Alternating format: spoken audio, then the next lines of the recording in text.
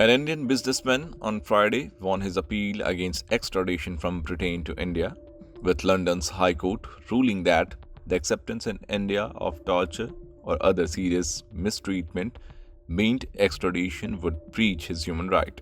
What happened in the court? Sanjay Bhandari, who is described by his lawyer as a consultant in the defense sector, is wanted in India on charge of tax evasion and money laundering. British minister ordered Bhandari's extradition in January 2023, which he challenged at the High Court last year.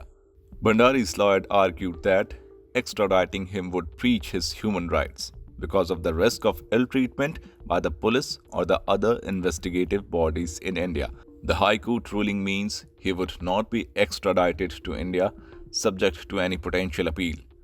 The judges, Timothy Holroyd and Karen Stein, said in a written ruling that the use of the torture in India to obtain confessions was commonplace and endemic. In addition, there is some, albeit more limited, evidence of the use of violence by investigation officers against those under investigation to extort money.